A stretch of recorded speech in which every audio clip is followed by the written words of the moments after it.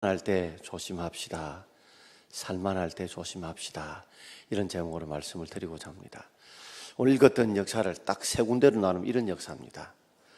그들이 광야길 가운데, 오늘 18절은 시내산 앞에서 모세가 법궤를 받으러 올라갈 때 그들이 그 드림을 기다리지 못하고 우리를 애굽에서 인도할 신을 만들어내라. 그래서 백성들의 요구와 아론 제사장의 타협을 통해서 금송아지를 만드는 사건이 바로 18절에 기록되면서 하나님께서 구름 기둥과 불 기둥을 인도하시고 또 하늘의 만나를 먹이시고 또 반석을 쳐서 물을 주셨던, 그래서 가나안으로 하나님께서 바산한 옥과 시온을 물리치게 하셔서 애굽 땅, 하나님께서 가나안 땅에 들어가게 하신 역사, 그걸 말하고 있고, 두 번째는 또 가나안에 가서 풍요로움을 누렸던 역사, 그리고 마지막으로는 그 가운데에서 하나님께 범죄하여서 결국 아수르는 북이스라엘에 의해서 망하고 또 남유다에는 지금 현재의 바빌론의 종되었던 느헤미야 역사까지를 기록해 놓고 있습니다. 그러니 세 가지를 말하자면 지금 가나안에 도착하기 전까지, 또 가나안에 도착해서 누렸던 삶과 이제 가나안에 도착한 가나안 시대에 북이스라엘은 아수르에 망하고 남유다는 이미 두 번째 포로로 인해서 나라가 쑥대밭이 되고 바벨론의 종이 되어지는, 이제 마지막 세 번째 포로로 잡혀가서 망하기 전까지 하나님은 마지막 가는 이 불씨라도 다시 살려서 남유다를 회복시키고자 하는 하나님의 간절한 소원이 오늘 본문 내용의 역사 가운데 담겨져 있습니다. 오늘 이걸 보면서 우리는 과거의 역사가 왜 우리에게 필요하냐면, 사람의 삶은 늘 반복입니다. 내만이 특별한 삶을 살 것 같아 보여도 사람들의 삶 보면 그의 삶의 모습들이 대동소이합니다. 그러므로 과거의 역사를 우리가 곰곰이 살펴보게 되어지면 현재 내가 어떻게 살아야 될 것인가 하는 바른 방향과 지표를 배울 수 있기 때문에 바로 우리는 이 과거의 역사들을 통해서 현재의 삶을 어떻게 살아야 되고 미래의 삶을 어떻게 꿈꾸어야 될 것들을 우리가 바라볼 수 있기 때문에 오늘 느헤미야는 긴 역사를 기록해 놓고 있습니다. 오늘 본문에서는 단 세 가지로 말씀을 나누고자 합니다. 첫 번째는 배불러서 은혜를 망각한 백성들입니다. 우리의 삶을 가만히 보면 우리가 초보 신자 때는 예수를 믿다가 시험을 당하거나 어두운 일을 겪게 되면 보통 하나님을 떠나게 됩니다. 그런데 좀 우리가 경력 신자가 되면, 예수를 좀 오래 믿었던 분들이 하나님을 떠날 때 보면 그들이 몸과 마음이 함께 떠나지는 않습니다. 몸은 여전히 하나님의 교회에 나오는데 마음이 떠날 때가 많습니다. 왜냐하면 좀 살만하고 건강하고 좀 하는 대로 모든 일이 잘 이루어지다 보면 내 마음속에 갈급함이 없어지게 되고, 그러므로 갈급함이 없다 보니까 주님을 사모하고 부르짖는 마음도 약해지게 되고, 그러다 보면 내 속에서 신앙의 깊은 갈증, 부르짖음이 없다 보니까 경건의 모양은 있을지 몰라도 경건의 능력은 사라지게 되어집니다. 마치 사는 것처럼 보이도 죽어 있는, 믿음은 있지만 행함 있는 믿음이 없어져 버리는 그런 경건의 모양은 갖추고 있으나 경건의 능력을 잃어버리는 그런 모습입니다. 오늘 이스라엘 백성들을 보게 되면 가나안 땅에 들어가서 그들이 왜 그 풍요로움을 누림에도 불구하고 하나님의 은혜를 망각했느냐 한번 살펴보면 그런 역사의 모습이 나타나게 되죠. 우리 25절 말씀을 우리 함께 읽어보겠습니다. 25절입니다. 그들이 견고한 성읍들과 기름진 땅을 점령하고 모든 아름다운 물건이 가득한 집과 판우물과 포도원과 감람원과 허다한 과목을 차지하여 배불리 먹어 살찌고 주의 큰 복을 즐겨 싸우니. 이스라엘 백성들이 가나안 땅을 드디어 차지하게 되었습니다. 그들이 애굽에서 우리로 말하자면 전세 살다가 월세로 살다가 드디어 가나안 땅에서 자기 집을, 자기 땅을 갖게 된 겁니다. 그들의 성읍은 견고해서 그들이 이방 세력으로부터 이제 막아주는 충분한 자유를 누리게 되었고, 또 기름진 땅을 점령했습니다.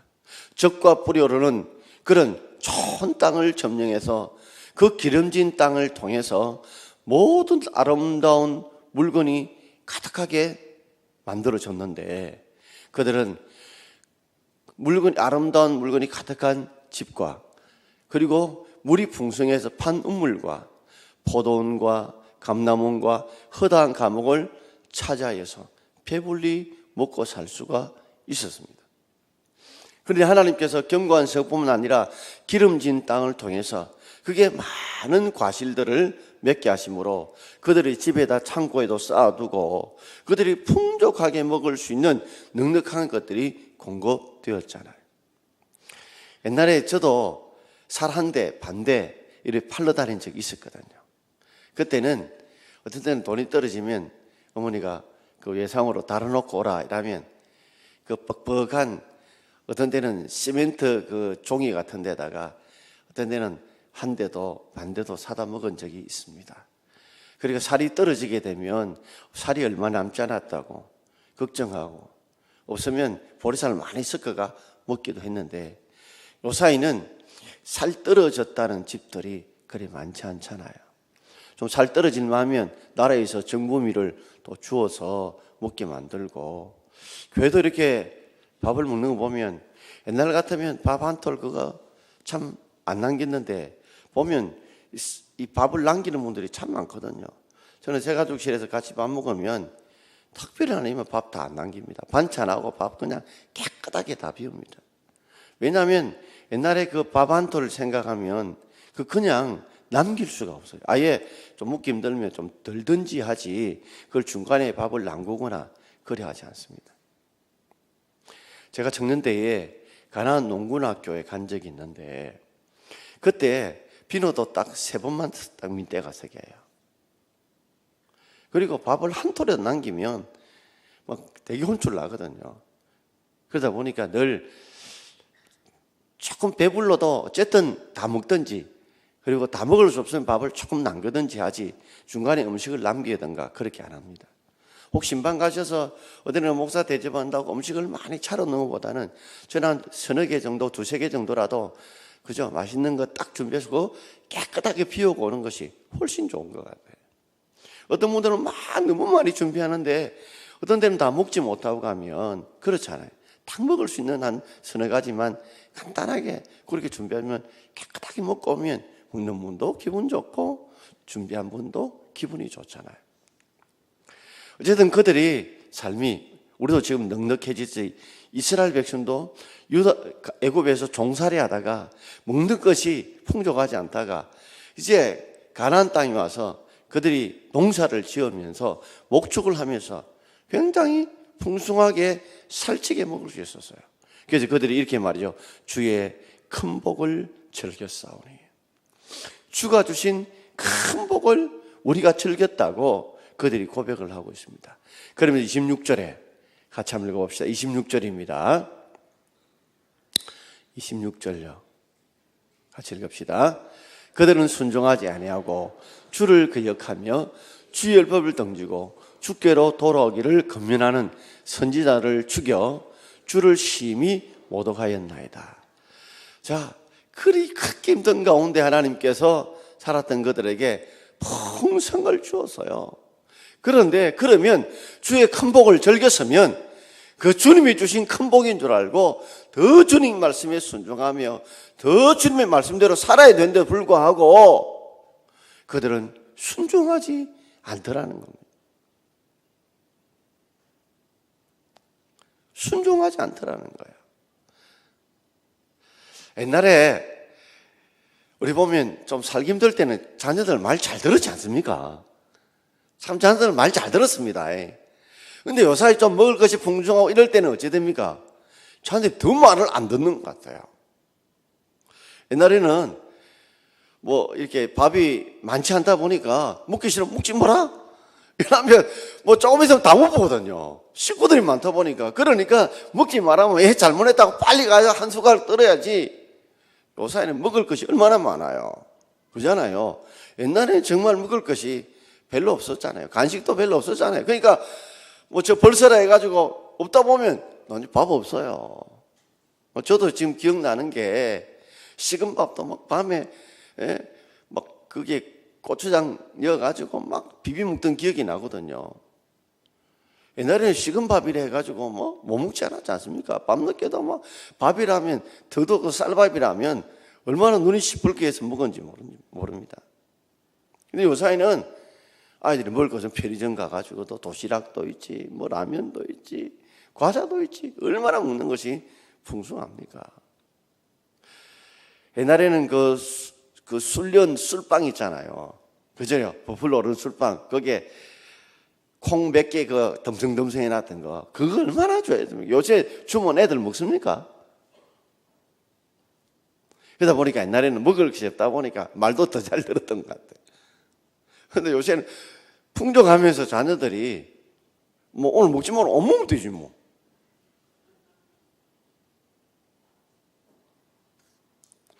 요사이 아이들에게 500원짜리 주면 아이들이 받습니까? 1000원짜리 줘도 아이들은 코소리 냅니다. 옛날에 우리 동전 하나 받으면 얼마나 그죠? 어쨌든 우리가 주의 큰 복을 즐겨 싸우나 그 큰 복 때문에 오히려 이제는 풍성하다 보니까 이스라엘 백성도 주의 말씀에 순종하지 않는데 그 순종하지 않는 모습을 다르게 변하면 주를 거역하고 주의 율법을 던지고 주의 율법을 저 멀리 등에 던져버리고 주께로 돌아오기를 건면한 선지자를 죽임으로 주를 심히 못 오가는 단계로 온 것입니다. 하나님의 은혜를 주셨는데도 불구하고 주신 하나님을 잊어버리고 놓쳐버리고 그것이 내가 잘나고 내가 똑똑해서 그런 줄 알고 주를 멀리하는 오히려 풍성함들이 그들에게 독이 된 모습들을 보게 되어집니다. 자, 이런 가운데 두 번째입니다. 공고를 당하여 이제 부르짖는 백성들입니다. 우리 27절 말씀을 함께 읽겠습니다.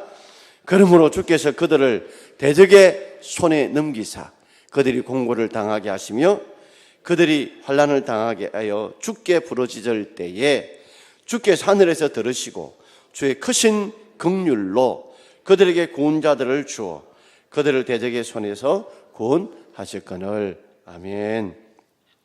그래서 하나님께서 그들을 견디지 못해서 주께서 그들을 대적의 손에 넘겨서 그들을 공고를 당하게 하셨습니다.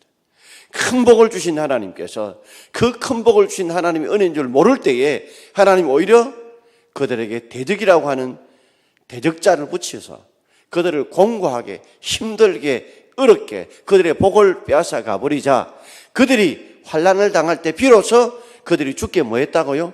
부르짖었다는 거예요. 사람이 넉넉할 때에 부족함이 없을 때 부르짖으면 그분은 정말 신앙이 대단합니다.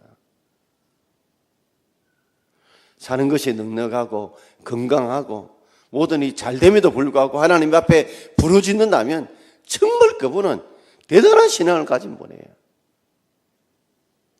어려울 때보다도요, 평온할 때, 잘 나갈 때, 어려움이 없을 때 그때 신앙생활을 잘하기가 정말 힘들다는 거예요. 그들이 공고를 당하자, 환난을 당하자 그들은 주께 부르짖습니다. 그런데 우리 하나님은 우리를 용서하시고 품으시고 우리를 끝까지 인내하여 사랑해 주시는 분이니까 달게 주께서 부르짖을 때 하늘에서 뭐요? 들으시고 주의 크신 긍휼로 그들에게 몰려 구원자를 주셔서 그들을 대적의 손에서 어떻게 해요? 구원해 주신 줄 믿습니다. 그 힘든 환난과 공고가 올 때 그래도 부르짖으면 과거에 이제는 기억 안 하시고 부르짖는 그 모습 보시고 품으시고 건져주시고 구원해 주신 모습이 마치 우리 부모님의 모습과 다를 바 없잖아요. 자식들은 혹시 부모님이 잘못해 주는 것들을 기억할 수는 있지만 부모님들은 자식들이 10가지, 20가지 잘못해도 돌아와서 잘못했다고 회개하고 돌이키면 그 부모는 다 잊어버립니다. 그죠? 다 잊어버립니다. 기억도 안 합니다. 그래서 부모가 되어 보니까 하나님 아버지의 마음을 이해할 수 있더라는 거예요.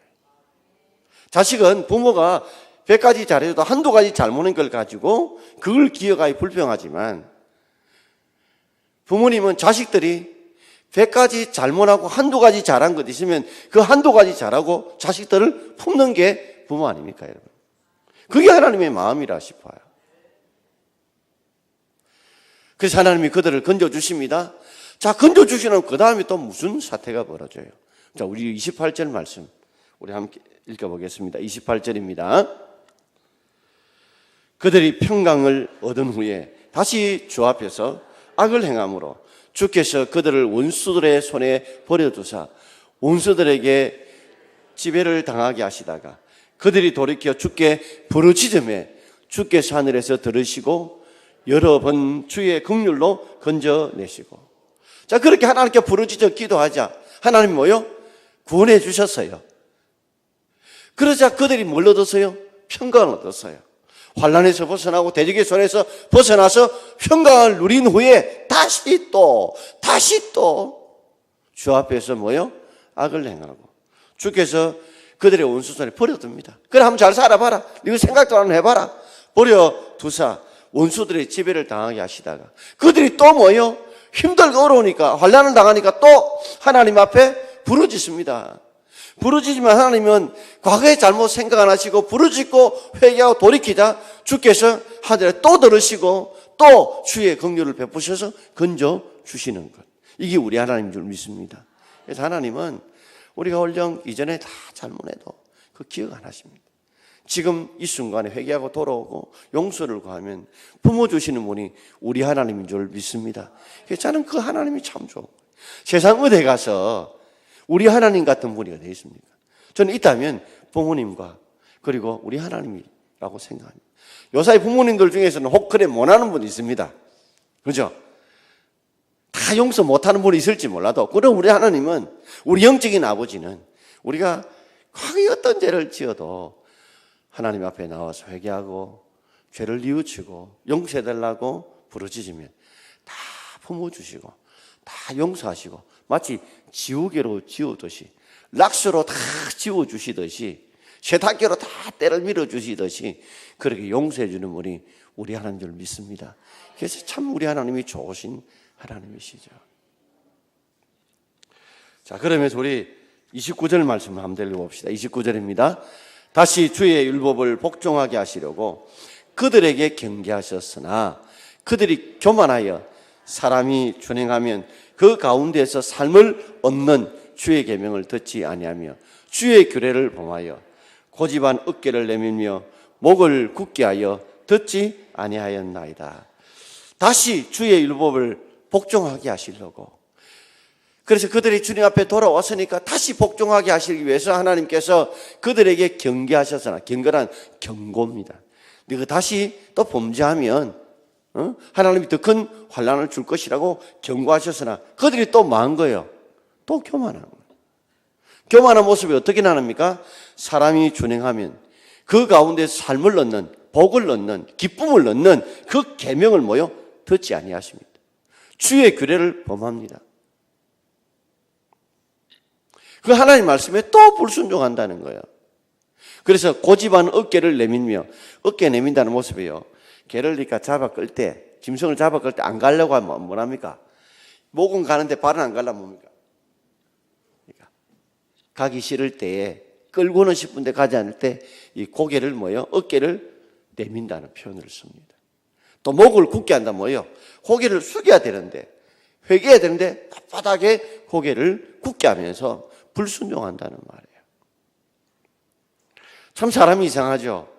죄를 지어서 하나님께 회개하고 용서했다고 기도하면 하나님이 구원해 주시는데 구원해서 좀 평안하면 또 뭡니까? 또 죄를 짓고 죄를 지어가 힘들고 어려우면 하나님이 고난을 주시고 고난을 주시면 또 뭐요? 기도가 좀 살만하면 뭐요? 또 제자. 신앙생활 가만히 보면 좀 살만하면 뭐 기도에도 안 나오고 말씀도 잘 안 읽고 예배도 열심히 안 드리다가 막 병이 오거나 막 환란이 오거나 어려움이 오면 또 나왔다가 아버지 하다가 좀 살만하면 뭐요? 또 안 나왔다가 그런 모습이 아닌가. 자, 우리 35절 말씀을 함께 읽어보겠습니다. 그들이 그 나라와 주께서 그들에게 베푸신 큰 복과 자기 앞에 주신 넓고 기름 땅을 누리면서도 주를 섬기지 아니하며 악행을 거치지 아니하였으므로 누리면서도 계속 악을 행한다는 거죠. 하나님이 베푸신 은혜를 우리도 모르는 사이에 잊어버리고 우리도 모르는 사이에 이 은혜가 계속될 것이고 이 복을 계속 누릴 것이라고 생각하는데 복을 주신 하나님이 거두어 가시면 정말 아무것도 아니라는 겁니다. 이 모습을 보니까 이런 생각이 나네요. 여러분, 종종 아이들이 시간당 얼마 주면 장난감 마음껏 가지고 놀 수 있는 이렇게 유로 놀이터에 있다가 막 지그신 줄 가고 놀다가 어떻게 해요? 이제 가자 이러면 아이들이 장난감 들고 가랍니다. 근데 사실은 자기가 아니잖아요. 나라면 막 울고불고 난리 납니다. 꼭 그것과 같지 않는지요. 그래서 우리 삶은 청지기와 같죠. 우리의 모든 것이 다 하나님의 것인 줄 믿습니다. 그런데 내 이름으로 되어 있고 내가 누린다고 내 것인 줄 아는데 그 원소유자는 누구라는 거예요? 하나님의 것입니다. 그걸 이스라엘 백성들이 깨닫지 못한 거예요. 내가 누리는 모든 것이 다 하나님께서 주신 줄 믿습니다. 이거 놓쳐버리면요 우리가 불순종하게 돼요. 내가 잘났고 내가 열심히 해서 내가 똑똑해서 되었다 이 생각이 딱 드는 순간에 하나님은 우리를 깨닫게 하기 위해서 다 걷어가십니다. 다 걷어가세요. 그러니까 그들이 누리면서도 뭐요?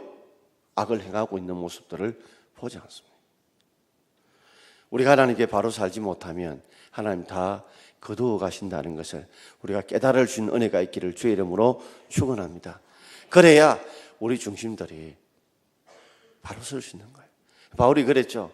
나의 나된 것이 다 하나님의 은혜다. 내가 다른 사도보다 더 많이 수고해서도 나와 함께 하신 하나님의 은혜다. 이 하나님의 은혜를 잊지 않으니까 마치 효자와 효녀들이 부모의 은혜를 잊지 않으면 부모를 떠나지 않는 것과 똑같습니다. 여러분, 이스라엘 백성이 이제는 한마디로 이겁니다. 이 모든 것이 하나님의 은혜를 잊어버렸던 죄. 그러므로 하나님이 주신 은혜를 잊어버리니까 하나님의 율법도 잊어버리게 되고 그 순종하는 것도 놓치게 되어진 역사인 것입니다. 자, 그리고 난 뒤에 이제 마지막 세 번째로 그들이 종이 된 이유를 비로소 오늘 네헤미야는 깨닫고 마지막 36절에 이렇게 고백하고 있습니다. 같이 읽어봅시다. 우리가 오늘날 종이 되었는데 곧 주께서 우리 조상들에게 주신 그것의 열매를 먹고 그것과 아름다운 소산을 누리게 하신 땅에서 우리가 종이 되었나이다. 36절 오늘날 우리가 종이 되었나이다. 끝에도 우리가 종이 되었나이다. 왜 종이 됐느냐? 주께서 주신 우리 조상들에게 주사 그것을 먹고 그것과 아름다운 소산을 누리게 하신 이 땅에서 왜 우리가 종이 되었느냐? 바로 복을 주신 하나님의 은혜를 잊어버리고 그 율법대로 살지 않고 불순종하고 거역했기 때문에 결국 이 땅에서 우리가 종이 되었다고.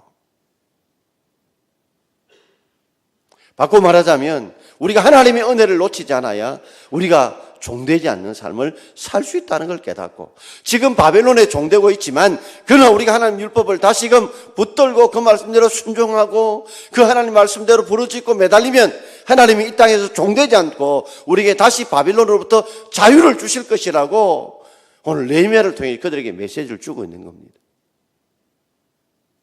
오늘 이 말씀 우리가 잊지 않고 깨달을 수 있는 저와 여러분 되길 바랍니다. 목사님, 저도 이 자리에 설 수 있는 게 하나님의 은혜라는 걸 잃어버리면 하나님이 내려오게 하십니다. 여러분이 가지고 있는 것, 누리고 있는 것들도 이 하나님의 은혜를 잊어버리면 주님이 내려오게 만드십니다. 하나님의 은혜임을 알아야 하나님의 말씀을 기억하고 그리고 읽고 듣고 지키고 행하는 그 즐거움을 누리게 된다는 말이에요.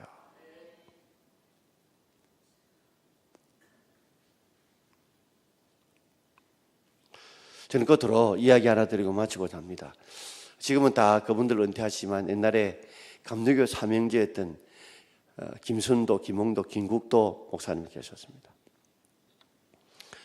그분들이 이북에서 피난민으로 내올 때 첫 번째 아들 김선도 목사님이 가족과 찢어져 버렸어요. 아버지도 찢어져 버렸어요. 그러다가 군산에서 온 가족이 함께 다 만나게 되었어요. 삼형제와 그리고 엄마와 아빠 함께 만나게 되었습니다. 그의 어머니 이숙녀 전도사님은 정말 철저하게 하나님 일이 땅에 떨어진 책을 보면 정말 얼마나 철저하게 11조 생활을 했냐면 자식들에게 먹을 것이 없어도 11조 생활을 양식이 11조 드리는 그 쌀을 하나님께 바치면서도 자식들이 양식이 드리면 그 양조된 술 찌꺼기를 먹일 정도로 아니 그 11조 쌀통에 쌀이 있는데 불구하고 이건 하나님의 것이라고 도덕질해서 안 된다고 그래서 자식들이 술 찌꺼기를 먹여서 아이들이 주일날 가면 얼굴이 벌게가지고 뭐 비틀비틀 할 정도였다는 그 역사가 있거든요. 그렇게 철저하게 하나님께 11조 생활하면서 그 어려워도 철저하게 감사하는 가정 예배를 드리고 그런 가운데 하나님께서 이 가족을 만나게 해주신 거예요. 이 남편이 신앙이 좀 그렇게 철저하지 못했던가 봐요. 근데 하나님께서 철저하게 그렇게 남편이 떨어져 11조를 철저하고 예배를 드리고 그런 생활을 살다가 하나님이 가족이 함께 모이면서 군산에서 양복점하고 운수업을 했는데 이 대박을 친 겁니다. 그러다 보니까 드려야 될 11조 양이 많았겠죠. 그래서 드리려고 하는데 남편이 그걸 갖다가 뭘 이런 걸 드렸냐고 땅에 던져버린 겁니다. 왜 그걸 하나님께 드렸냐고 잡아 던져버린 거예요. 그때 이숙녀 전도사가 그 아내가 했던 말이 그래요. 이제 우리의 풍요가 끝났다. 이제 우리의 풍요가 끝났다. 진짜 아니나 다를까 양복업전도 망하고 운수업도 망하게 되었어요. 그리고 다리 밑에서 천막을 짓고 겨우겨우 먹고 살았어요. 한 번은 그 아내 그러니까 김흥도 목사의 어머니와 김흥도 목사가 새벽 기도에 갔다 오고 나는데 그 천막집 앞에서 내 주의 보혈은 정하고 정하다 하는 찬송이 들리더래요. 이게 뭐냐 보기나. 이제 아내하고 아들은 저 새벽 기도 가는데 남편은 죄송스러워 가지도 못하고 내 주의 보혈은 정하고 정하다 이 찬송을 보면 울고 있더라는 거예요. 그러니까 완전히 삶이 그 다리 밑에서 완전히 알거지 되고 난 뒤에 철저히 회개하게 되고 그러면 철저히 11조 생활하고 철저히 하나님께 예배 드릴 때에 하나님이 그 삼형제를 목사로 세우시고 가정을 다 회복시키시고 하나님이 풍성한 복을 주셨다는 거예요. 여러분 복의 근원은 하나님인 줄 믿습니다. 요거 붙들어야 되는 겁니다. 오늘 말씀의 핵심은 이겁니다. 복의 근원은 하나님의 것입니다. 그러므로 하나님을 바로 섬기고 바로 붙들지 않으면 아무리 많이 쌓아도요 한번 흔들어 버리면 어때요? 그냥 오르무너지는 것처럼 다 없어지는 것입니다. 그러나 우리 하나님 말씀을 붙들고 순종하고 살면 없어도 때가 되면 하나님이 채워주시는 분이 우리 하나님인 줄 믿습니다. 그래서 우리가 당대의 기도 씨앗을 많이 뿌려놓으십시오. 당대에 좀 기도 씨앗을 어르금들을 베푸는 씨앗을 많이 뿌려놓으십시오. 혹 내 시대 안 돼도 다음 시대는 틀림없이 하나님이 더 큰 복을 주실 것이고 또 어떤 데는 하나님이 필요하면 당대에도 그런 복을 주실 믿고 우리 하나님은 반드시 하나님 매달리고 붙드는 자에게 크신 을 베푸는 줄 알고 그 은혜를 깊이 체험할 수 있는 저와 여러분 되기를 주의 이름으로 축원드립니다. 찬송 하나 부르고자 합니다. 예.